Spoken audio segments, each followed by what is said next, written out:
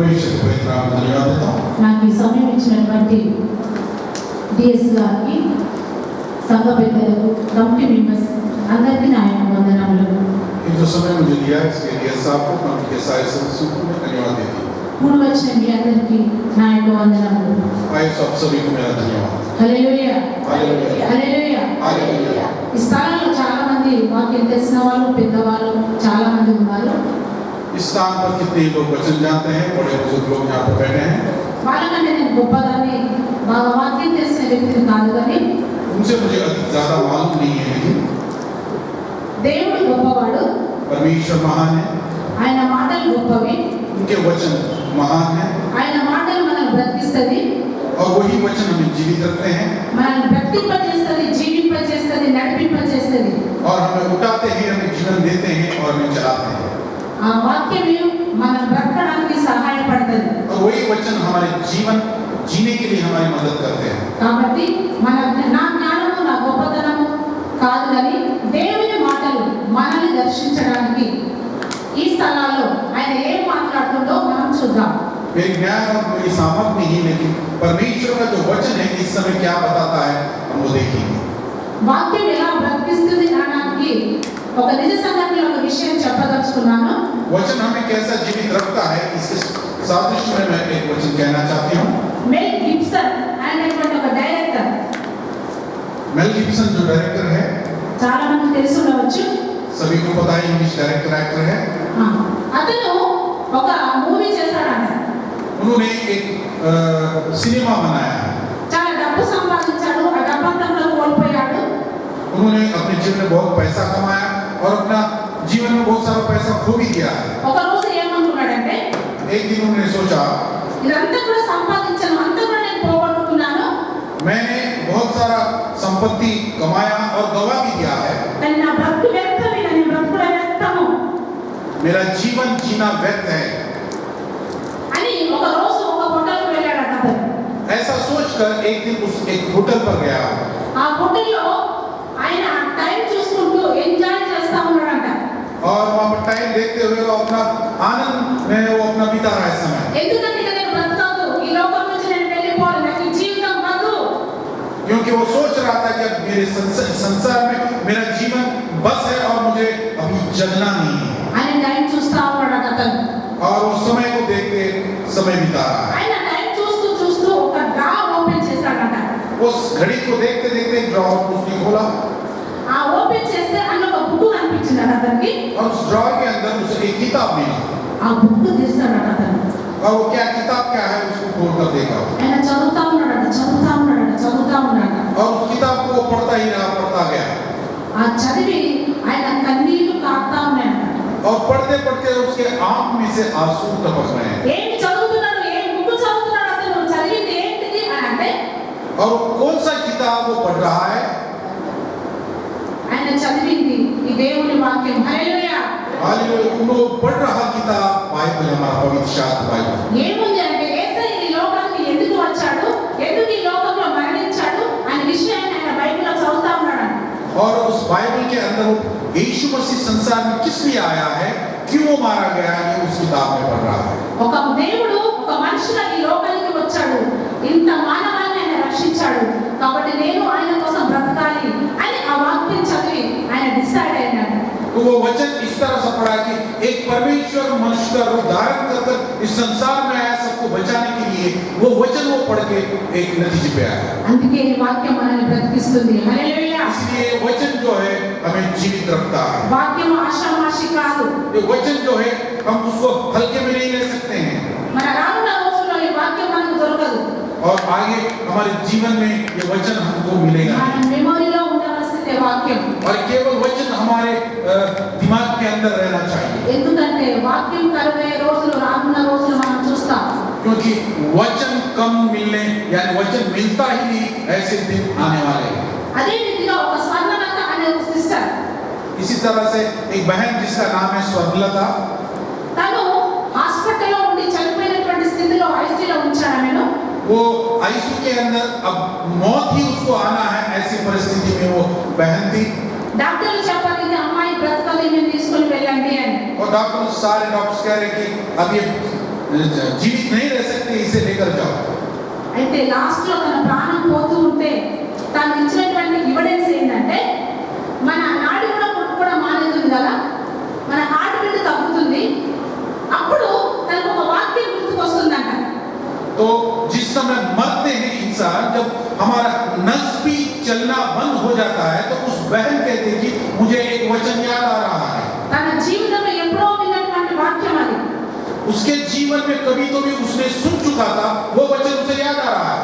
అదేంటి అంటే Hebrews chapter 4:12 और इब्रानियों की पत्री 4 और 12 అందులో ఏముంటదంటే దేవుని వాక్యము సజీవమై రెండంచుల గల ఖడ్గమై ఎటువంటి ఖడ్గమైనను అంత పదును గలదిగా కాదు, అది ఆత్మలను కీళ్లను అదేం చేస్తుందంటే వాక్యం దూసుకొని వెళ్తుందని అక్కడ రాయబడుతుంది. और वचन में ऐसा लिखा हुआ है कि परमेश्वर का वचन जो है दोधारी तलवार बनकर हमारे शरीर को, हमारे अंदर, हमारे नस को, हमारे हड्डियों को अंदर तक चूरा करते हुए आगे जाने वाला, और उसके समान कोई ऐसा तेज नहीं, ऐसा एक दोधारी तलवार। హల్లెలూయా, हालेलुया। అలాంటి వాక్యం ऐसा हमारा परमेश्वर का वचन है। మనం వినేటువంటి వాక్యం మన మూలుగలోకి దూసుకొని వెళ్ళాలి. और हम जो वचन सुनते हैं हमारे हड्डियों के अंदर से निकल कर जाना चाहिए, ऐसा होना चाहिए। ఏదో వస్తున్నాము పోతున్నాము వింటున్నామని కాదు కానీ ఆ వాక్యం మన బ్రతుకులో జీవింపచేయాలి. तो हम आ रहे हैं, वचन सुन रहे जा रहे, ऐसा नहीं, बल्कि वो वचन हमारे जीवन में हमें जीवन देना चाहिए। అలా ఉండాలని మన హృదయాలలో కూడా మన జీవితాల్లో కూడా వాక్యం అలా చొచ్చుకొని వెళ్ళాలని మనం ప్రార్థన చేద్దాం. तो यही वचन हमारे जीवन में भी वैसा ही घुसकर दुधारी तलवार की सर का बाहर निकले, इसलिए हम प्रार्थना करेंगे। ప్రార్థన చేద్దాం. వాక్యానికి వెళ్ళక ముందు वचन में जाने से पहले आइए प्रार्थना करेंगे। పరిశుద్ధాత్మ దేవానికి స్తోత్రములు. हे पवित्र आत्मा परमेश्वर, आपको धन्यवाद। ఈ రోజు ఈ స్థలాల్లో నిలబడ్డ కృప చూపినటువంటి దేవుడవయ్యా నువ్వు. इस स्थान पर खड़े रहने के लिए आपने जो मुझे कृपा की, इसलिए आपको धन्यवाद। అయ్యా మేము శ్రమలో ఉపవాసం ఉండి నీ సన్నిధానికి వచ్చాం ప్రభా. हे प्रभु जी, हम कितनी कठिनाई में भी उपवास रहकर आपके सम्मुख आए हैं। మా జీవితాలను మా బ్రతుకులను దిద్దినటువంటి నీ వాక్యం ప్రభా. हमारे जीवन और हमारे चलन को सीधा करने वाला वचन है आपका परमेश्वर। ప్రభా మమ్మల్ని దర్శించండి అయ్యా. हे परमेश्वर, आप हमको दर्शन दे, మాతో మాట్లాడండి ప్రభా. मुझसे बात कर, हमसे बात कर, నాతో మాతో మాట్లాడండి. मुझसे और हम सबसे बात कर। నీ వాక్యం మా బ్రతుకులో వెలగాల ప్రభా. आपका वचन हमारे जीवन में ज्योति के समान जलना चाहिए। ఆ రీతిలో మమ్మల్ని దర్శించండి తండ్రి. इस प्रकार से आप हम सब दर्शन दीजिए, వినగల చెవులను, और सुनने वाले कान, గ్రహించే మనసును ग्रहण करने वाला मन, మా అందరికీ మీరు దయచేయమని हम सबको दे दे परमेश्वर। యేసునామమున అడుగుతున్నాం తండ్రి. यीशु के नाम से मांगता हूँ, ఆమేన్. आमीन। మన నిదానం చూస్తున్నాం. పరమగీతంలో 5వ అధ్యాయం 10వ వచనంలో श्रेष्ठ गीत 5 और 10 वचन में हमने देखा है, అక్కడ నా ప్రియుడు ధవళవర్ణుడు రత్నవర్ణుడు అని రాయబడింది. वहां पर मेरा जो प्रिय है श्वेत है, गोरा है और लाल है, ऐसा लिखा हुआ है। నా ప్రియుడు ధవళవర్ణుడు రత్నవర్ణుడు. ధవళంగా ఉన్నటువంటి వ్యక్తి రత్నంగా ఎందుకు మారాడు? तो मेरा जो प्रिय है, जो गोरा है, वो लाल एक रत्न के समान क्यों बन गया? ధవళవర్ణుడు రత్నవర్ణుడు అని చెప్తుంది వాక్యం. वचन क्या कहता है? वो गोरा है और लाल भी है। ధవళంగా ఉన్నటువంటి వ్యక్తి రత్నంగా ఎందుకు మారాడు? जो गोरा है वो लाल क्यों बन गया? ఎందుకు ఆ పరిస్థితులు వచ్చినాయి? तो परिस्थिति क्या आई? అయితే వాక్యం ఏం చెప్తుందంటే तो वचन क्या कहता है? మనం ఏం వింటున్నాము అంటే हम क्या सुन रहे हैं? సర్వమానవాళి పాపాల కోసమై सारी जगत के मनुष्य जाति के पाप के लिए, వేదాలు ఏం చెప్తున్నాయంటే और ये वचन हमें क्या कहता है? సర్వమాన పాప రక్త ప్రోక్షణ అవశ్యం తద్రక్త పుణ్యదానం బలియాగం అని వేదాలు చెప్తున్నవి. तो वेद के क्या कहते हैं? सारे मनुष्य जाति के पाप के लिए एक लहू यानी एक खून का बहना जरूरी है, ये वेद कहते हैं। అంటే ఈ లోకంలో సర్వమంతా కూడా పాపంతో నిండి ఉన్నప్పుడు దానికి ఒక పరిశుద్ధమైనటువంటి రక్తం కావాలి. तो इस संसार के अंदर सब कुछ जो पाप में है, उसे साफ करने के लिए, धोने के लिए एक पवित्र लहू हमें चाहिए। దాని గోడలు కానీ కోడెలు కానీ గొర్రెల రక్తము దానికి అవసరము లేదు. हमें भेड़ और बैल इसका खून हमें नहीं चाहिए। కానీ పరిశుద్ధమైన రక్తం అది ఎవరిది మరి?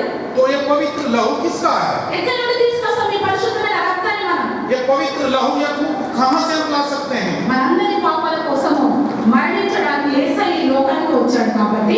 हम सबके पापों के लिए मरने के लिए यीशु मसीह जगत में आया, इसलिए ఆయన నిర్ధారితుడు, నిర్దోషి, నిష్కలంకుడు, పరిశుద్ధుడు, పాపము లేనటువంటి ఏకైక వ్యక్తి ఎవరంటే యేసు ప్రభు ఒక్కడే. जिस पर कोई निंदा नहीं, निष्कलंक है, जिसके ऊपर कोई पाप नहीं, केवल एक ही ऐसा है इंसान या परमेश्वर, वो यीशु मसीह है. ఈ లోకంలో పాపానికి మందు ఏంటిదనంటే యేసు ప్రభు రక్తం ఒకటే. इस संसार के अंदर पाप का एक ही दवा है, यीशु मसीह का लहू. కాబట్టి ఈ పాపాల గురించి యేసయ్య లోకానికి వచ్చిన విషయం మనందరికీ తెలుసు. तो हम सब पापों के लिए यीशु मसीह आए, ये बात हम सब जानते हैं. అలా పాపంతో నిండినటువంటి ఈ లోకానికి యేసయ్య పరిశుద్ధుడిగా ఈ లోకానికి వచ్చి శిలువ మీద తన రక్తాన్ని చిందించాడు. చివరి బొట్టు వరకు నీ కొరకు నా కొరకు రక్తాన్ని కార్చినటువంటి వ్యక్తి యేసయ్య ఒకడే. संसार के अंदर यीशु मसीह आए हैं, उस क्रूस के ऊपर अपना लहू बहाए, मेरे लिए, आपके लिए, अपने शरीर के अंदर के आखिरी खतरा भी उसने बहाया, केवल हमारे लिए. ఒక ఇంగ్లీష్ మూవీ తీసినటువంటి ఒక అతను ఆయన ఏమన్నాడంటే, एक इंग्लिश सिनेमा जिसने बनाया है, वो व्यक्ति क्या कहता है, the fashion of Christ, passion of Christ जो सिनेमा बनाया है, బయటికి ఆయన ఏమంటాడంటే, దాని యాక్టర్ ఏమంటాడంటే, वो एक्टर क्या कहता है उसमें, ఆయన మామూలుగా యేసయ్య యొక్క సీన్ చేయడానికి వెళ్తా ఉన్నాడు అనమాట. అక్కడ तो यीशु मसीह का जो सीन है ना, वो शूट करने के लिए वो जा रहा है. అయితే అక్కడ ఉన్నటువంటి బంట్రోతులకు ఇంగ్లీష్ అర్థం కాదు వాళ్ళకు. तो वहाँ पर जो सैनिक खड़े हैं यीशु मसीह के आजू बाजू में, वो लोगों को जो वहाँ पे एक्टिंग कर रहे हैं, उनको इंग्लिश समझ में नहीं आता. అర్థం కాక వాళ్ళు ఏం చేస్తారంటే ఆ కొరడాతోని వాళ్ళు డైరెక్ట్ గా ఆయన వీపు మీద కొడతారు. तो उनको इंग्लिश समझ में नहीं आता, इसलिए क्या करते, वो जो चाबुक उनके हाथ में है, तो डायरेक्ट वो एक्टर के पीठ पे मार देते. అప్పుడు ఆయన ఆ బాధ భరించలేక పడిపోతాడన్నమాట. तो वो जो एक्टर है, एक्टिंग करने वाला, वो तकलीफ सहन नहीं कर सकता, वो नीचे गिर जाता है. అప్పుడు ఆయన అనుకుంటాడు, నేను ఒక మనిషిగా ఇంత బాధ అనుభవిస్తున్నా, యేసయ్య ఈ లోకంలో అన్ని గంటలు ఎలా బాధను అనుభవించాడు అని ఆయన జీవితాన్ని రియలైజ్ చేసుకుంటాడు. तो वो अपने जीवन में सोचने लगा कि मैं तो एक बार मार खाकर इतना तकलीफ में हूँ, दिन पर वो मार खाकर यीशु मसीह कैसा रहा, वो अपने जीवन में याद करता है. అందుకనే ఒక వ్యక్తి, దేవుడికి తెలియనటువంటి వ్యక్తి ఆ సీన్ చూసి, ఆ పరిస్థితిని చూసి తన జీవితాన్ని మార్చుకున్నాడు. तो वो एक सीन जिसके अंदर आता, वो व्यक्ति देखकर या उसको अनुभव कर अपना जीवन वो बदल दिया उसने. అంటే ప్రతిరోజు వాక్యం ఏంటంటే మన జీవితాలలో, మన బ్రతుకులలో మనం ఎంతవరకు మన జీవితాన్ని మనం దిద్దుకుంటున్నాం. तो हर दिन हर समय हम जो वचन सुन रहे हैं, तो हमारे जीवन के अंदर कितना हम अपने जीवन में बदलाव ला रहे हैं. అందుకనే రోమా పత్రిక ఏమని చెప్తారంటే, రోమన్స్ చాప్టర్ 12:1-2 వర్సెస్. और रोमियो की पत्री 12वां अध्याय 1-2 वचन में इस तरह से कहते हैं, కాబట్టి సహోదరులారా, పరిశుద్ధంతో దేవునికి అనుకూలమైనటువంటి సజీవ యాగంగా మీ శరీరమును ఆయనకు సమర్పించుకొనండి. మీరు ఈ లోక మర్యాదను అనుసరింపక ఉత్తమములు, అనుకూలములు, సంపూర్ణమై ఉన్న దేవుని చిత్తమేదో తెలుసుకున్నట్లు మీ మనసు వారి నూతన మగుట వల్ల రూపాంతరము పొందుడి. तो हे प्रियो, इस संसार के तरह अपनी चाल चलन ना चलाते हुए तुम यीशु मसीह को जानकर जिस तरह से मन परिवर्तित होकर अपना अंदर रूप परिवर्तन होकर आप चलिए, ऐसा इस वचन के अंदर लिखा हुआ है. ఫస్ట్ ఏంటంటే మన మనసు మారాలంట. पहला क्या हुआ, हमारा मन को हम बदलना है, परिवर्तित करना है. ట్రెండ్ మారుడు కాదు, మన ఫ్యాషన్ మారుడు కాదు. 2 बार नहीं, 1 बार. ఏమంటున్నాడు దేవుడు? మనసును మార్చుకోమంటున్నాడు. हमारे मन को बदलाओ, यानी उसको मन फिराओ कहता है.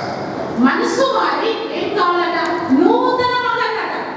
మనసును మారి ఏం కావాలి? నూతన మగాలి. ఎవరైతే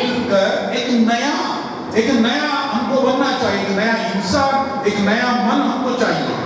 మన హృదయం మారినప్పుడు మన బ్రతుకు మారుతుంది. మన బ్రతుకు మారినప్పుడు దాని ద్వారా వీళ్ళు నిజమైన క్రైస్తవ బిడ్డలు అని మన ప్రవర్తన ద్వారా ఏమవుతుంది? అన్యులకు తెలుస్తుంది. ఎప్పుడు తెలుస్తుందని? మన మనసు మారుట వలన. हमारा जब हम मन फिराते हैं, तो मन फिराने से हम मसीह बनेंगे और हमारे मसीह चाल चलन से दूसरों को समझेगा कि यह मसीह है, इसका मन परिवर्तित हुआ. कब होगा? जब हमारा मन बदलेगा, तब होगा. ఈ మనసు మారి నూతనమై రూపాంతరం పొంది, అక్కడ సెకండ్ లైన్ లో सेकंड वर्स और नीचे वचन में हमारा मन फिराकर हमें रूपांतर होना है। రూపాంతరం అంటే ఏంటి మరి? రూపాంతరం అంటే టీచర్స్ చాలా మంది తెలుసు, ఇంకొక రూపాన్ని ఎత్తుకోవడం, ఉన్నటువంటి ఈ స్థితి నుంచి ఇంకొకరి రూపు దాల్చడం, దాన్ని రూపాంతరం అని అంటారు.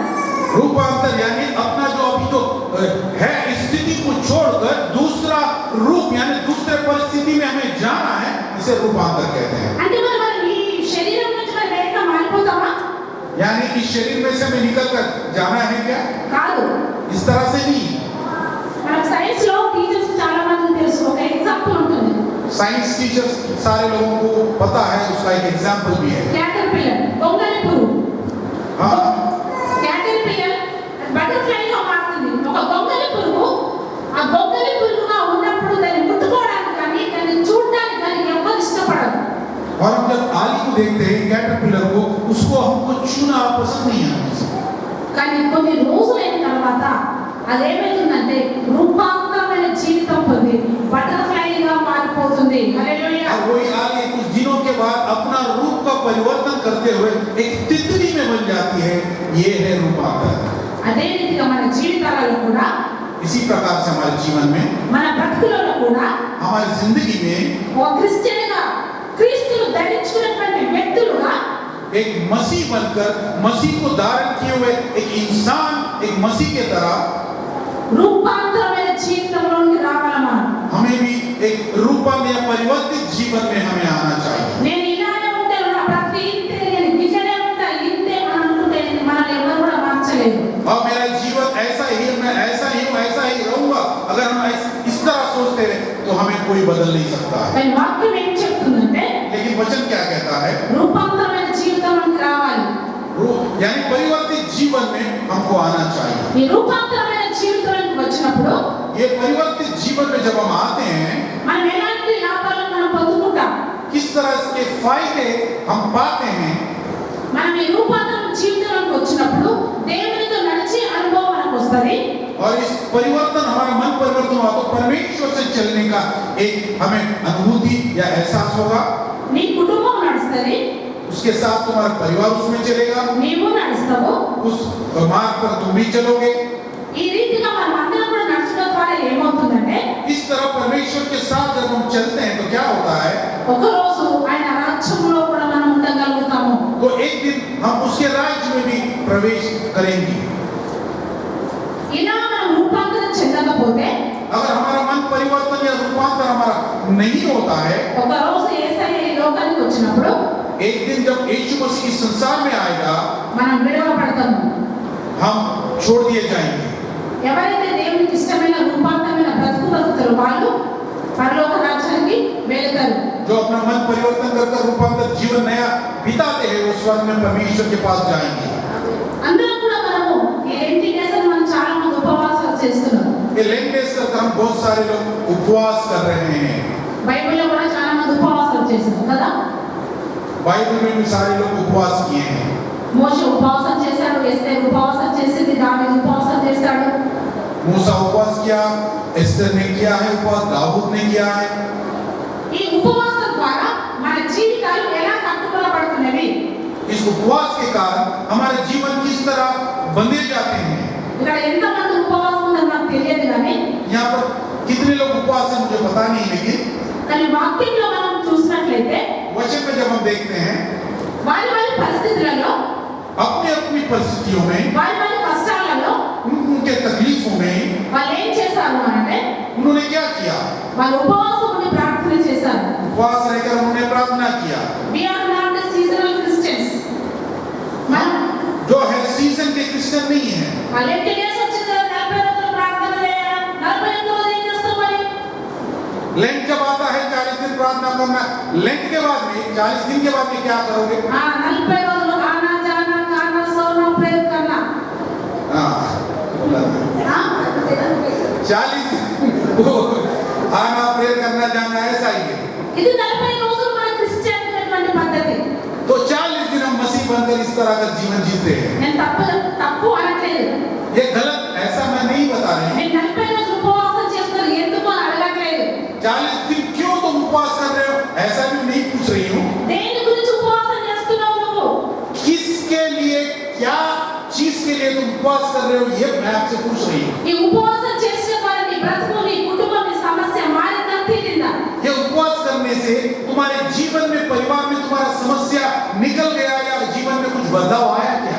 కాదు. नहीं. 40 రోజులు ఉండాలి కదా, ఉన్నా. 40 दिन उपवास करना करके तुमने कहा, इसलिए मैं रही. వాళ్ళు ఉండకపోతే వాళ్ళు ఏమనుకుంటారు కదా? नहीं रहा तो क्या समझेंगे बाकी के लोग? వాళ్ళు ఏమనుకుంటారు? दूसरे क्या समझेंगे? ఫ్రెండ్స్ ఏమనుకుంటారు? दोस्त क्या समझेंगे? డాడీ ఏమనుకుంటాడు?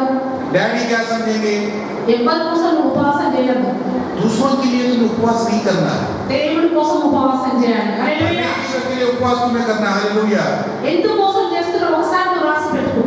किस लिए तुम उपवास कर रहे हो, लिख कर रखो. ఎస్తేరు ఉపవాసం చేసిన విషయం మనందరికీ తెలుసే. एस्तेर उपवास किया उसने, ये बात हमको सबको पता है. किस लिए? దావీదు కూడా ఉపవాసం చేశాడు. दाऊद भी उपवास किया. చేసిందా? क्या उसने किया उपवास? చెప్పండి ఒకసారి ఏం చేసిండు?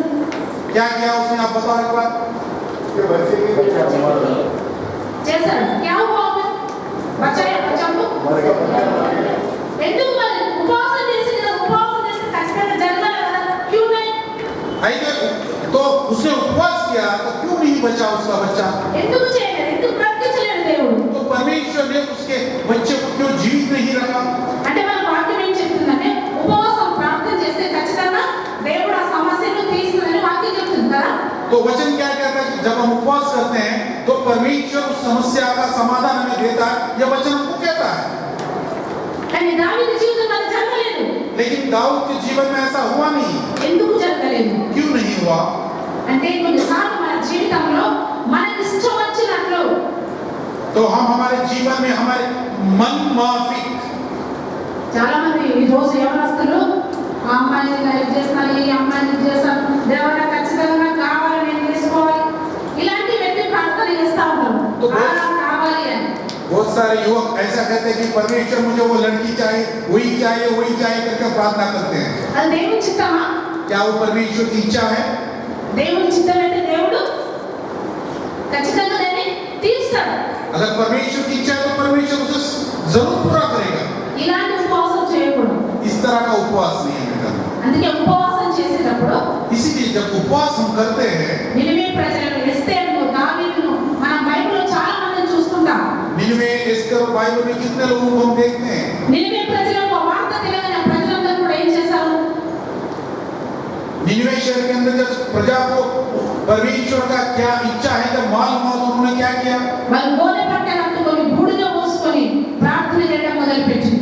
वे अपने कमर को वो ताट लगाकर रात में बैठकर उपवास करने लगे. కానీ ఉపవాసం చేస్తూ మిమ్మల్ని అన్నట్టు అట్లా బూడిదలో కూర్చొని అలా చేయమని నేను చెప్పట్లేదు. तो मैं आपसे ये नहीं कह रहा हूँ कि आपको रात में बैठकर उपवास करना चाहिए. కానీ ఉపవాసం చేసేట ఉన్నటువంటి విశిష్టత, ఉన్నటువంటి నిష్ఠ ఏంటిది? तो उपवास के अंदर किस तरह का हमें लगन चाहिए, उसके अंदर विशेषता क्या है? ఎస్తేరు ఉపవాసం చేసినప్పుడు ఒక విషయాన్ని ప్రకటించింది. నేను ఉపవాసం చేయడానికి మొదలు పెడుతున్నా, మన వాళ్ళందరినీ కూడా ఉపవాసం చేయమనండి అని ఒక అంశాన్ని వాళ్ళ ముందు పెట్టుకున్నారు. तो एस्तेर जब उसने उपवास किया तो कहा कि मैं उपवास कर रही हूँ, तुम सारे लोग उपवास करो. एक उसने लिया है कि एक जरूरत, यानी एक चीज सामने रखकर उसके लिए उसने उपवास किया. వాళ్ళందరూ ఒక అంశాన్ని పెట్టుకొని ప్రార్థన చేసినప్పుడు దేవుడు 3 రోజులలో ఆ శాసనాన్ని దేవుడు తిరిగా రాశాడు. హల్లెలూయా. उसने एक अंश को, यानी एक चीज को सामने रखकर उपवास किया तो परमेश्वर 3 दिन के अंदर जो शासन बन गया था उसको उसने पलटा दिया. నీవు చేసే ప్రార్థన అలాంటి చేయాలని నువ్వు చూస్తున్నావు నీ బ్రతుకులో, నీ కుటుంబాలలో. तो आप जो जिस तरह की प्रार्थना करते हैं, तो क्या आप अपने जीवन में इस तरह का जय जीवन देख रहे हैं या अनुभव कर रहे हैं? అలాంటి అనుభవాలు నీ బ్రతుకులో, నీ కుటుంబాల, నీ జీవితంలో, మన జీవితాల్లో ఉన్నాయా? तो इस तरह का अनुभव हमारे जीवन में, हमारे परिवार में, हमारे जिंदगी में क्या है? क्या ఉపవాసం చేసేటప్పుడు उपवास जब हम करते हैं, మేము చిన్నప్పటి నుంచి నేర్చుకున్నటువంటి విషయాలు ఏంటంటే, मैं बचपन से जो सीख रही हूँ वह इस तरह का है. మా పాస్టర్ ఇప్పుడు చాలా వృద్ధుడైపోయాడు. ఆయన मेरे पास साहब जो है अभी बहुत बूढ़े हुए हैं. పొద్దున లేచి నేను రేపు ఉపవాసం మేము ప్రతిష్ఠించుకుంటున్నాం అంటే ఉదయాన్నే లేచి నువ్వు దేని గురించి ఉపవాసం ప్రతిష్ఠించుకుంటావు, ఎందు గురించి ఉపవాసం చేయాలని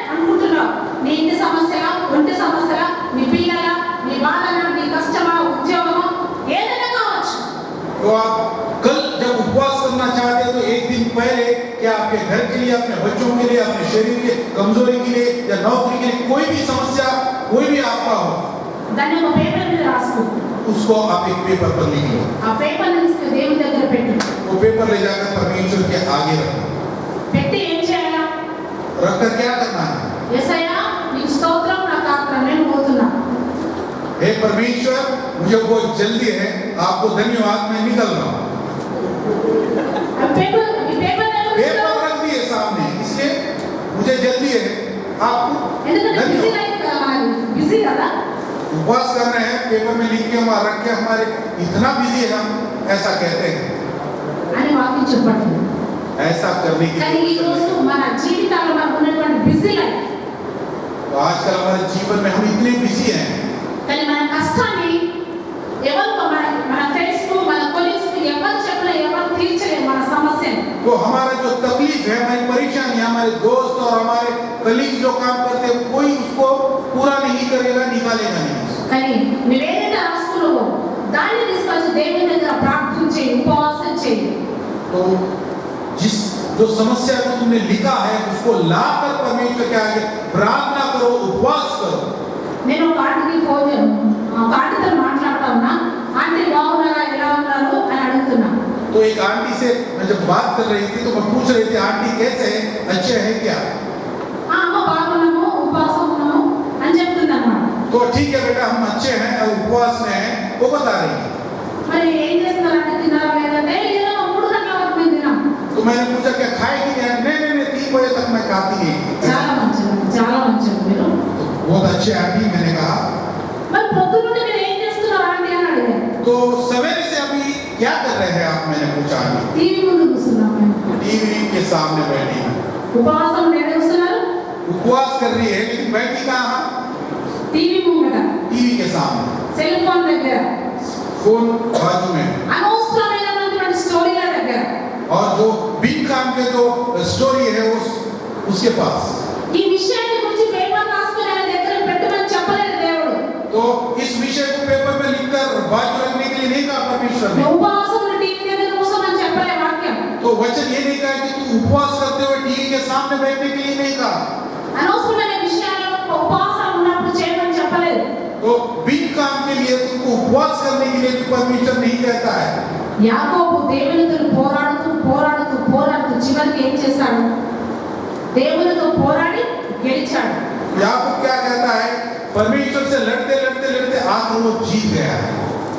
ఆ రీతిగానే మనకున్న సమస్యలు మన దేవుని దగ్గర పెట్టి ఆయన పాదాలను పట్టుకొని గోచాడు. तो इसी तरह हमारी समस्याओं को परमेश्वर के चरणों के पास रखकर हमें भी उसके आगे विनती करना है ఆయన అడగాల, और उन्हें मांगना चाहिए. ఎందుకు నా సమస్య తీరట్లేదు? क्यों मेरी समस्या का समाधान नहीं हो रहा है? ఎందుకు నా కుటుంబంలో పరిస్థితులు ఇలా ఉన్నవి? क्यों मेरे परिवार के अंदर परिस्थिति इस तरह से है? ఎందుకు నా బ్రతుకు మారట్లేదు? क्यों मेरा पति बदल नहीं रहा? నా ఆలోచన ధోరణి మారట్లేదు? क्यों मेरा सोच नहीं बदल रहा है? నీకు ఇష్టమైనట్టు నేను ఎందుకు బ్రతుకుతలేను ప్రభువా? हे परमेश्वर, तेरी इच्छा के अनुसार मैं क्यों जीवन नहीं बिता रही हूँ? కరోనాలో ఎంతో మంది చనిపోయారు, కానీ దేవుడు నిన్ను బ్రతికించాడు. నిన్ను और परमेश्वर, कोरोना में कितने ही लोग मर चुके हैं, लेकिन परमेश्वर ने अपनी करुणा के कारण तुम्हें जीवन दिया है. ఎందుకు మనల్ని బ్రతికించాడో తెలుసా? क्यों हमें जीवन दिया? क्यों हम जिंदा है? मालूम है? 1,30,00,000 దాదాపు మన భారతదేశంలో ఉన్నటువంటి పాపులేషన్, तो हमारे भारत देश का जो जनसंख्या है 130 करोड़. అంత ఉన్నటువంటి ఈ పాపులేషన్ లో 30 కోట్ల మంది దేవుని నమ్ముకున్నారు. तो इस 130 करोड़ में 30 करोड़ लोग परमेश्वर को पर भरोसा किया. 100 కోట్ల మంది ప్రజలు దేవుని తెలుసుకోలేరు.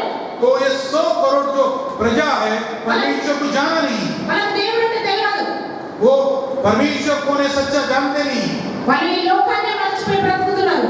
वे इस संसार को ही भूलकर अपना जीवन जी रहे हैं. వాళ్ళందరి కోసం ప్రార్థన చేయడానికి నేను దేవుడు బ్రతికించాడు. హల్లెలూయా. हालेलुया. उन सबको जीवन परमेश्वर, सच्चा परमेश्वर कौन है उनको बताने के लिए परमेश्वर ने आपको जिंदा रखा. ఈ రోజు నువ్వు ఆరోగ్యవంతురాలిగా ఒక ఉన్నతమైన స్థితిలో, ఒక మంచి స్థితిలో దేవుడు ఉంచాడంటే గల కారణము దేవుని కృప. तो परमेश्वर आज तुमको एक अच्छा आरोग्यदान देकर जिंदा रखा, यानी ये परमेश्वर के अनुग्रह है. వీళ్ళందరి కోసం ప్రార్థన చేసే బాధ్యత మనపై ఉన్నది. तो बाकी सारे 100 करोड़ लोगों के लिए प्रार्थना करने का एक जो बोझा है हम पर है। 100 కోట్ల ప్రజలు ఎవరు మార్చుతారు వాళ్ళను? ये 100 करोड़ जो प्रजा है उनको कौन बदलते हैं? మనమే మార్చాలి. हम ही बदल देंगे। నీవే ప్రార్థన చేయాలి. यही हमको प्रार्थना करना चाहिए। నేను ప్రార్థన చేయాలి. यही आपको प्रार्थना करना चाहिए। మనం దశమ భాగం ఇస్తాం కదా దేవునికి. हम परमेश्वर को दशमांश देते हैं ना? మీరు ఇస్తారో లేదో నాకు తెలియదు కానీ आप देते हैं नहीं, मुझे मालूम नहीं। కానీ టైమింగ్ లో కూడా దశమ భాగం దేవునికి ఇవ్వాలి. तो समय के अंदर भी हमें दशमांश परमेश्वर को देना, ऐसा मैं कहती हूँ। అలా ఇస్తున్నామా? क्या हम दे रहे हैं? ఒకసారి మనం పరీక్షించుకుందాం. एक अपने आप की जांच हम करेंगे। ఈ సమస్యను తీసుకొచ్చి దేవుడి దగ్గర నుండి ప్రార్థన చేస్తున్నావు కానీ अपनी समस्या को लाकर परमेश्वर के सम्मुख रखकर तुम प्रार्थना कर रहे हो, लेकिन నీ రూపాంతరమైన జీవితం ఉన్నదా లేదా అని దేవుడు చూస్తున్నాడు. अपना परिवर्तित जीवन क्या तुम जी रहे हो, ये परमेश्वर देख रहा है। ఆదికాండ 16వ అధ్యాయంలో ఆగరు మనం చూస్తాము. और उत्पत्ति 16वां अध्याय में हम देखते हैं ఆగరు ఎడారిలో ప్రయాణం చేస్తూ ఏడుస్తూ ఉన్నది. अगर उस रेगिस्तान में रोते रोते अपना बसर कर रही है। ఇక్కడ ఎవ్వరు లేరు, నా పరిస్థితిని చూసి వాళ్ళు ఎవ్వరు లేరని రోధిస్తూ ఉన్నది. वहाँ मुझे देखने वाला इस रेगिस्तान में कोई नहीं कर वो रो रही है। కానీ దేవుడు ఆ స్థలాల నుంచి ఆమెతో మాట్లాడినట్టు ఆ వాక్యం చెప్తుంది. तो वचन कहता है कि परमेश्वर उस स्थान, उस जगह रेगिस्तान में उस हागर से बात किया। నువ్వు ఎక్కడ ఉన్నా, ఏ స్థలంలో దేవుడు నిన్ను చూస్తున్నాడు, నన్ను చూస్తున్నాడు. तुम कहाँ भी हो, परमेश्वर तुम्हें और मुझे देख रहा है। ఈ రోజు పిల్లలు ఎలా ఉన్నారంటే, आज बच्चे कैसे हैं? నేను ఒక కాలేజీలో నిజామాబాద్ లో జీజీ కాలేజ్ అని ఒక కాలేజ్ ఉంటుంది. निजामाबाद के अंदर जीजी कर एक कॉलेज है। ఆ కాలేజీలో నేను లెక్చరర్ గా చేస్తా ఉన్నా. उस कॉलेज के अंदर मैं लेक्चरर कर काम कर रही है। ఆ చుట్టుపక్కల సారే నుంచి విలేజ్ వాళ్ళ పిల్లలందరూ కూడా అక్కడ చదువుకోవడానికి వస్తారు. तो आजू बाजू के गांव वाले सारे बच्चे को पढ़ने के लिए आते उस कॉलेज में। బుక్స్ పట్టుకుని చాలా ఫ్యాషన్ వచ్చేస్తారు. वो बुक्स लेकर मस्त फैशन के साथ आते हैं। ఎవరు కూడా క్లాస్ లో కనబడరు. क्लास के अंदर कोई दिखते नहीं। ఏడ కనబడతారు? कहाँ पर दिखते हैं सारे बच्चे? సినిమా టాకీస్ లో, सिनेमा थिएटर में, బేకరీలు, बेकरी के अंदर दिखेंगे, హోటల్స్. होटल्स के अंदर दिखेंगे। ఎవరైనా బయట నాకు కనబడ్డాడు అనుకో, अगर कोई मुझे स्टूडेंट मुझे बाहर दिखता है मेरा, ఎవరి సంగతి తెలుస్తుంది తర్వాత. उसका मैं बाद में बताती हूँ उसका क्या होगा। అంటే ఈ పిల్లలు ఎక్కడ ఉన్నారు ఏంటనేది మీ పేరెంట్స్ కి తెలియదు. तो माँ बाप को अपने बच्चे कहाँ हैं उन्हें पता नहीं है, సాయంత్రం ఇంటికి వెళ్తారు. क्योंकि शाम को अपने घर वापस जा रहे हैं। మస్తు చదువుకొని వచ్చింది నా బిడ్డ, మస్తు చదువుకొని వచ్చింది నా కొడుకు. तो माँ बाप सोचते हैं कि बहुत पढ़ के आया मेरा बेटा मेरा बेटी, ऐसा सोचते हैं। కానీ ఇక్కడ బయట చదువుతున్న ఇలా కథలని వీళ్ళకు తెలియదు. तो भारत क्या क्या नाटक कर रहे हैं उनको माँ बाप को पता नहीं है। కానీ దేవుడు చూస్తున్నాడు. परमेश्वर देखता है, దేవుడు చూస్తున్నాడు. परमेश्वर देखता ఈ है। విషయం వాళ్ళకి తెలియదు. ये बात उनको पता नहीं है। అడిగితే వాళ్ళు ఏం చెప్పినా, ఏయ్ మస్తు క్లాస్ అయిందమ్మా, మస్తు బిజీ ఉన్నది, నేను ఫీజు కట్టాలి, నేను ఎగ్జామ్ ఫీజు కట్టాలి. మా నా కొడుకు ఎగ్జామ్ ఫీజు అంటారు. तो मैं बहुत पढ़कर आया हूँ, बहुत थक गया हूँ माँ करके, और फीस के पैसे भी भर रहा है बोल के बात पता है। వీడు ఏం చదువుతున్నాడో తెలియదు. माँ को पता नहीं क्या पढ़ रहा है। అలా ఉన్నది పరిస్థితి. ऐसी परिस्थिति है आज। బయటకు వెళ్ళిన తర్వాత ఎవరు ఏం చేస్తున్నాం, ఎలా బ్రతుకుతున్నాం అనేది దేవుడు మాత్రమే చూస్తున్నాడు. तो घर से बाहर जब वो लड़का निकलता है, लड़की निकलती है, तो किस तरह जीवन बिता रहा है केवल परमेश्वर देख रहा है। ప్రియమైన దేవుని బిడ్డలారా, तो प्रियो परमेश्वर की, మనం లోకంలో బ్రతుకుతున్నాం हम संसार में जी रहे हैं, కానీ లోకం నుంచి వేరే బ్రతకాలి మనం. तो संसार से हमें अलग जीना है। మట్టిలో ఒక కుమ్మరి పురుగు ఉంటుంది. और हम मट्टी के अंदर देखते हैं कीड़ा है, అది మట్టిలో ఉంటుంది కానీ మట్టి దానికి అంటుకొని ఉండదు. और वो जो कीड़ा है वो अपना जो बारिश का जो कीड़ा रहता है वो मट्टी में रहता है, लेकिन मट्टी उसको चिपकता नहीं। ఆ రీతిగానే इसी तरह से మనం లోకంలో ఉంటున్నాము, हम संसार में जीवन बिता रहे हैं। తప్పదు లోకంలో బ్రతకాలి. हमें जरूर ये संसार में ही जीना है हमको, కానీ लेकिन లోకంలో జరుగుతున్న పాపాలు संसार के अंदर जो पाप चल रहे हैं, అవి మన బ్రతుకు, మన జీవితానికి, మన కుటుంబానికి అంటకుండా చూసుకోవాలి. हमारे जीवन को हमारे परिवार के अंदर चिपकना नहीं, लगना नहीं, हम इस तरह हमें देखना है। కానీ అది మనతో కాదు. ये हमारे साथ संभव नहीं है। అది దేవుని దగ్గరికి వచ్చినప్పుడు మనము जब हम परमेश्वर के पास आते हैं, దేవాలయ రూపాంతరమైన బ్రతకాలని ఆశపడుతున్న ప్రభువా, हे परमेश्वर मैं अपना जीवन परिवर्तित जीवन जीना चाहता हूँ, चाहती हूँ, ऐसा जब हम कहते हैं, నేను నువ్వు ఇష్టపడ్డగా నేను బ్రతకాలనుకుంటున్న ప్రభువా, हे परमेश्वर जिस तरह से आप चाहते हैं उसी तरह से मैं जीना चाहता हूँ, కానీ నాతో కావడం లేదు ప్రభువా, लेकिन मुझसे नहीं हो रहा है परमेश्वर, నాతో అయితే లేదు ప్రభువా, मुझसे नहीं हो रहा है परमेश्वर। నేను జీవించే ఫోన్ పట్టుకొని ఆడుతున్న పొద్దు దాకా. वो शाम तक दिन भर में फोन से ही खेल रहा हूँ।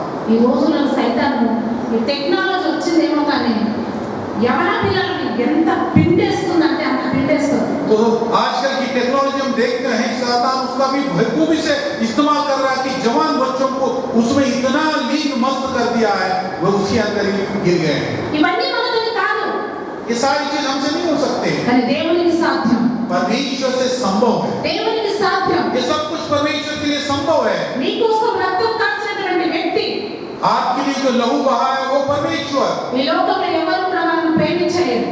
इस संसार में हमें कोई भी इतना प्यार नहीं कर सकता। కరోనా వచ్చింది తెలిసింది కదా, కరోనా వచ్చినటువంటి వ్యక్తులను ఎంతో ప్రేమగా ఉన్నదని ఆ డెడ్ బాడీ కోసం ఉంచండి మా ఇంట్లో మేము చూసుకుంటామన్నా ఎవరన్నా? कोरोना आने के बाद पता चल गया कि कितना भी प्यार करते हो, कोरोना से अगर कोई मर गया तो डेड बॉडी को घर में देखता हूँ, कैसा हुआ परिस्थिति हम देख लिए। సొంత తండ్రి కదే అక్కడ రావద్దు. अगर खुद का बाप भी हो इधर नहीं लाना, घर पे नहीं लाना उसको। ఇది మానవాళి ప్రేమ అండి, ये इंसानों का प्रेम इस तरह का है, కానీ దేవుని ప్రేమ लेकिन परमेश्वर का प्रेम जो है, మనం ఎలా ఉన్నా ఏ స్థితిలో ఉన్నా చెడ్డవారమైన మంచివారమైన ఆయన మనల్ని ప్రేమిస్తున్నాడు. हम किस तरह का भी हो, हम अच्छे हो या बुरे हो, फिर भी वो हमसे प्रेम करता है। కాబట్టి इसीलिए మన రూపాంతరం చెంది हमें परिवर्तित होना है। ఆయన కోసం ఈ లోకంలో బ్రతకాలి. इस संसार में उसके लिए हमें जीना है, ఎవరి కోసమో బ్రతకడం కాదు, दूसरों के किसी के लिए नहीं है हमको। ఎవరు మెచ్చుకోవాలని కాదు, कोई हमको शाबाशी देना इसलिए नहीं है, ఎవరు మనకు అవార్డు ఇస్తున్నారని కాదు, कोई हमें हमें भेंट देगा इसलिए नहीं। యేసయ్య కోసం ఈ లోకంలో బ్రతకాలి. यीशु के लिए हमको इस संसार में जीना है। రెండవ శతాబ్ది కాలంలో और दूसरा शताब्दी के अंदर, నాలుగవ శతాబ్దం వచ్చే వరకు यानी दूसरे सेंचुरी से फोर्थ सेंचुरी के बीच में, ఈ ఉపవాసాల సంగతి తెలియదు చరిత్రలో. इस चरित्र के अंदर हिस्ट्री में उपवास का किसी को पता नहीं। 40 రోజులు ఇప్పుడే ఎందుకు ఉంటున్నామండి మనం? 40 दिन अभी क्यों रहे हैं? ఎందుకు ఉంటున్నాం? ఇప్పుడే ఉండొచ్చు కదా. कभी आपको इस बारे में सोचना पड़ा है? కానీ చరిత్ర ఏం చెప్తుందంటే और हिस्ट्री क्या बता रहा है? అప్పటి కాలంలో నాలుగవ శతాబ్ది కాలంలో फोर्थ सेंचुरी के अंदर हम देखते हैं, అప్పటి కాలంలో ఉన్నటువంటి వ్యక్తులు వాళ్ళు దేవుని నమ్ముకొని బాప్తిసం పొందాలనుకుంటే उस समय के चौथे शताब्दी के अंदर जो लोग थे मसीह के ऊपर विश्वास रखकर बपतिस्मा लेना कर चाहते हैं, ఈ 40 రోజులు ఉపవాసం చేయాలి వాళ్ళు. तो बपतिस्मा लेने के लिए 40 दिन उनको उपवास रखना जरूरी था। దాన్ని ఈస్టర్ పండగకి వాళ్ళు ముడి పెట్టుకున్నారు ఆ రోజులలో. तो उन दिनों में वे 40 दिन ईस्टर के साथ साथ उन्होंने ऐसा एक टाइमिंग सेट कर लिया।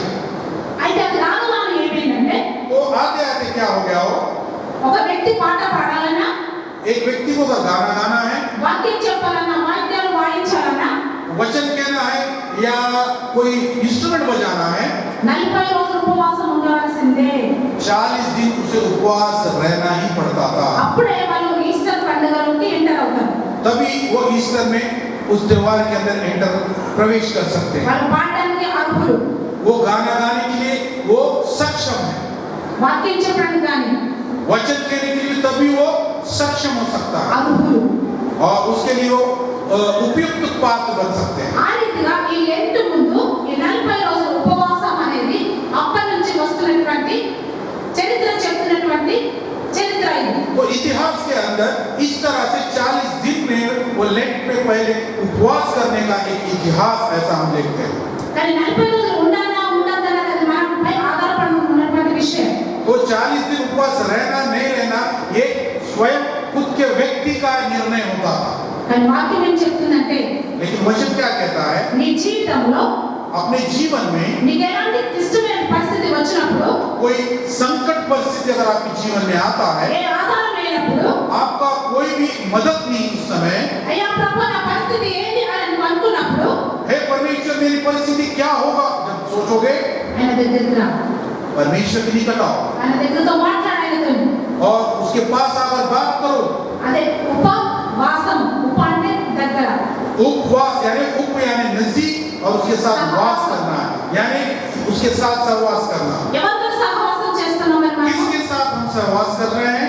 దేవునితో సహవాసం చేయాలని వాక్యం చెప్తుంది. परमेश्वर के साथ हमको सहवास करना ऐसा वचन कहता है। ఈ ఉపవాసం ఉన్నప్పుడు సహవాసం కాదు, ये उपवास जब रहते तभी हमको सहवास चाहिए, ऐसा नहीं। క్రైస్తవులు అనేటువంటి వారు जो मसीह कहलाते हैं वे జీవితాంతం కూడా अपने जीवन के पूरे आयु में ఆయనతో సహవాసం కలిగి ఉండాలి. उसके साथ हमको सहवास या संगति में हमको रहना है। మనము ఇతరులతో సహవాసం చేసినప్పుడు हम दूसरों के साथ जब संगति में रहते हैं, వాళ్ళకి ఇష్టం ఉంటే వాళ్ళని కలుపుకుంటారు వాళ్ళతో.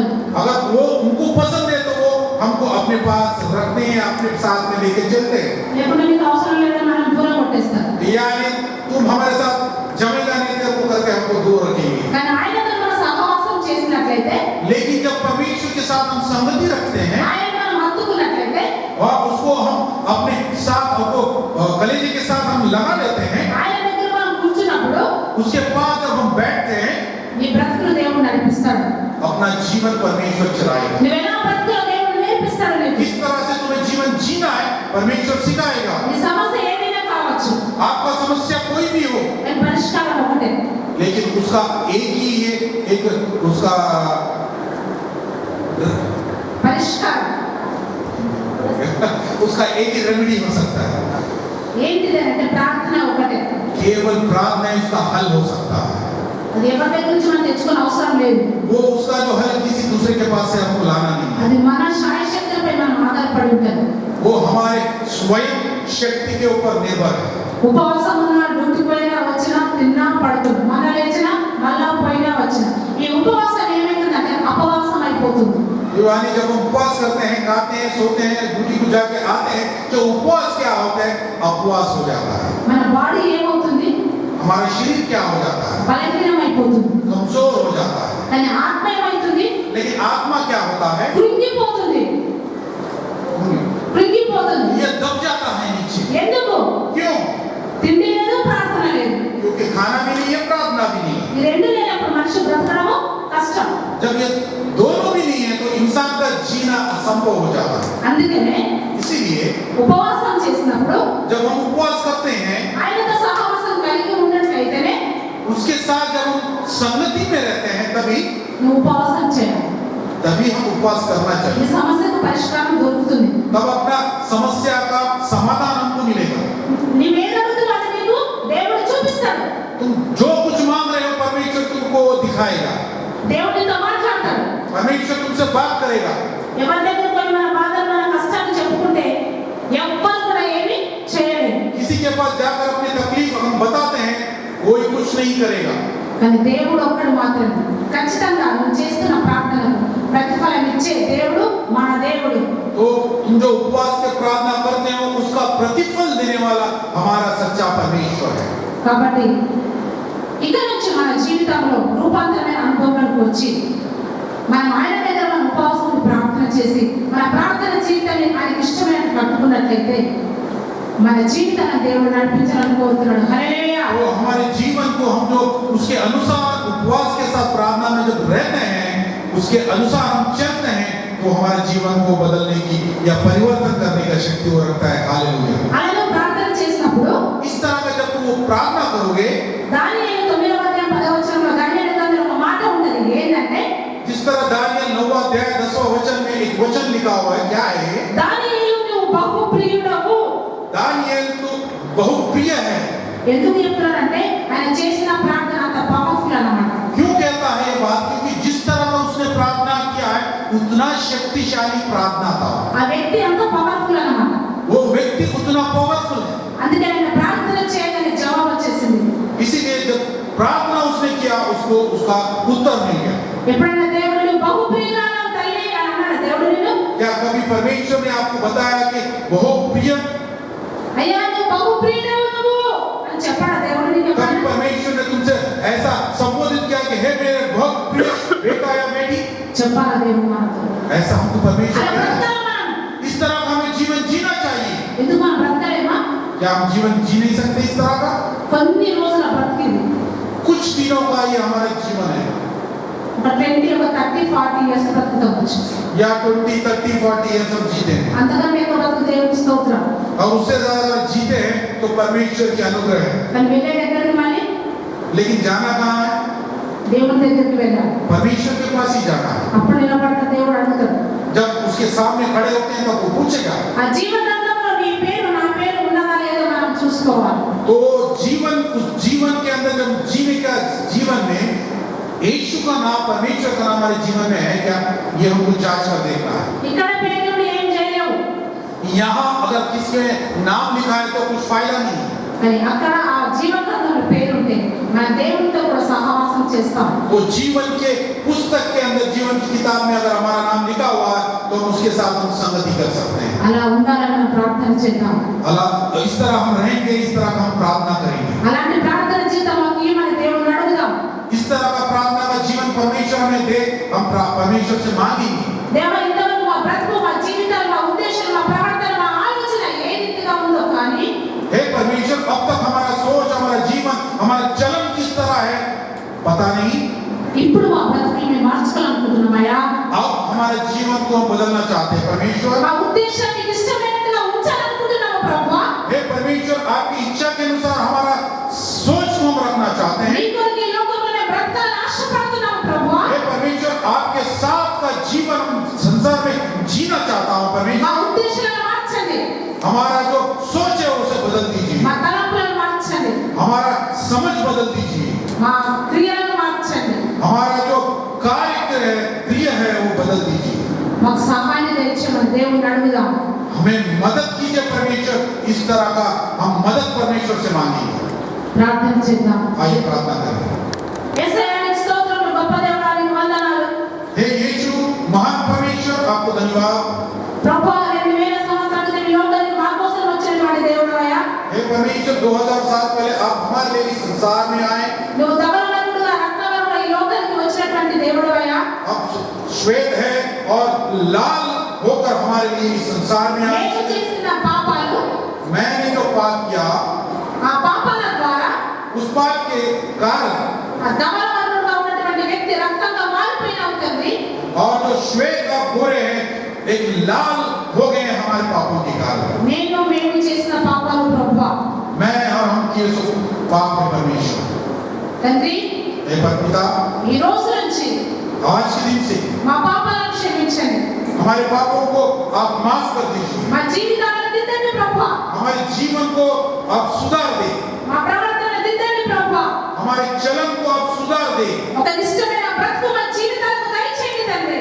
एक आपको भाता हुआ जीवन हमारे जीवन में दे दे। ఒక నిష్టమైనటువంటి ప్రార్థన జీవితం మా జీవితాలకు దయచేయండి ప్రభువా। आपको भाता हुआ एक प्रार्थना जीवन हमारे जीवन में दे प्रभु। ఇక ఎన్నడూ కూడా మా జీవితాలలో और कभी भी हमारे जीवन में నేను రక్తముగా మార్చకుండా మేము బ్రతుకున్నట్టుగా आपको खून से लिपटा हुआ जीवन हमारे और से ना हो, ऐसा మమ్మల్ని బ్రతికించండి ప్రభువా। जीवन के साथ हमें जिंदा रख परमेश्वर। మమ్మల్ని నడిపించండి తండ్రి। हमें चला परमेश्वर। నీకు ఇష్టమైనది మేము బ్రతకాలి ప్రభువా। हे परमेश्वर, आपके इच्छा का जीवन हम जीवन व्यतीत करें। అయ్యా నీకు స్తోత్రములు। हे पिता, आपको धन्यवाद। ఇక్కడ వచ్చిన బిడ్డలందరినీ మీరు దీవించండి తండ్రి। यहाँ आए तो हर एक को आप आशीष से भर दीजिए। మా కుటుంబాల్లో, మా జీవితాల్లో, మా బ్రతుకులలో మీ కృప ఉండును గాక।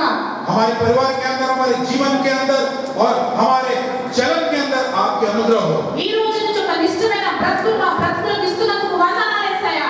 हे परमेश्वर, आपकी इच्छा के अनुरूप हमारे जीवन में आप चला रहे हैं, हमें दे रहे हैं, इसलिए धन्यवाद।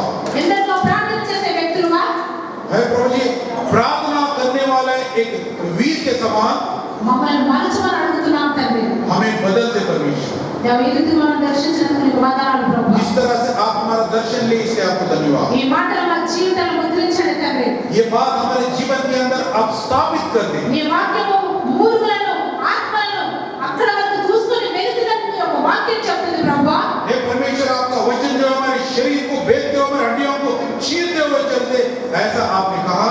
ఆ రీతిగా ఆరోగ్యాన్ని దయచేయండి తండ్రి। इस तरह से हमें अच्छा स्वास्थ्य दे। ఈ వాక్యం ద్వారా మా బ్రతుకులను వెలిగింపచేయండి। वचन के द्वारा हमारे जीवन को प्रज्वलित कर दो। ఆ రీతిగా బ్రతుకులకు మాకు సహాయం దయచేయమని इस तरह जीवन जीने की आप हमको मदद कीजिए। యేసు నామమున అడుగుతున్నాం తండ్రి। इस तरह की प्रार्थना यीशु के नाम से मांगता हूँ पिता। ఆమేన్। आमीन। నాకు ఈ సమయం ఇచ్చినటువంటి మరి ఒకసారి యేసు గారికి, పెద్దలకు, కమిటీ మెంబర్స్ నా యొక్క వందనాలు చెల్లిస్తున్నాను। ये जो समय मुझे दिया गया है इसके लिए साहब को, कमेटी मेंबर्स और जितने बड़े बुजुर्ग हैं उन सभी को धन्यवाद। మీ అందరికీ నా యొక్క వందనాలు। आप सभी को मेरा धन्यवाद। తర్జుమా చేసినటువంటి అంకుల్ గారికి నా యొక్క వందనాలు. ट्रांसलेट किया अंकल जी धन्यवाद। Thank you.